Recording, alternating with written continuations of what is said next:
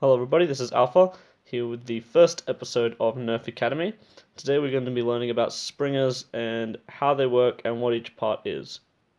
Now, a springer is, well, for example, a retaliator. They're all powered by the same thing, spring, hence the name, springer. So, first off, this is the spring. This is a lightly modified retaliator. Other than these metal nubs though, nothing has been put in that isn't already in there. This is a 2.5 kilogram spring, I believe, as is in most blasters, although they can vary slightly. This is what is called the catch and the catch spring.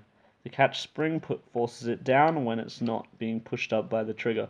The catch holds this into place while you have pulled the blaster back into its primed position.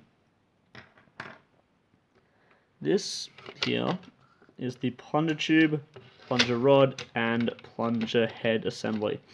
The catch goes into this little nub here, forcing it to stay in position.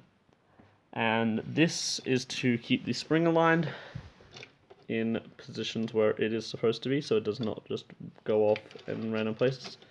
This is the plunger tube. That is what holds the air volume. This gets pushed forward, propelling the dart out the front end.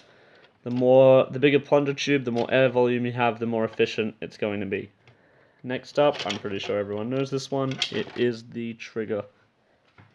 Retaliator triggers aren't the best, but what essentially happens is you pull the trigger, this gets pushed back, pushing up the catch, which then activates the blaster. And I'll get this out of the way as well.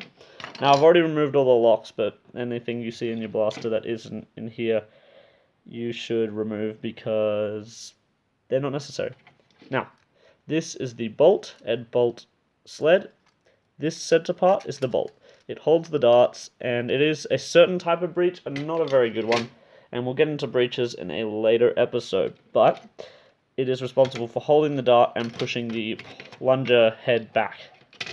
The bolt sled is responsible for holding the bolt and moving it because it connects to the outside priming mechanism, whether it be a pump grip, a slide, or so on and so forth. Here we have the dart gate. It isn't very... When you push this forward, it forces the darts to stay pushed inside there. In sealed breeches, not necessary, in fact, they just get in the way. But for these systems, they have to work. This is the Nerf strike attachment system. Not important that you all know that, but that will attach to literally any other Nerf attachment. This is the magazine release and holder. When you slide a magazine in, it locks into place. You pull the lever back, and then we'll let it go. Anyway, hope you like this video, and I will see you all for the next Nerf Academy.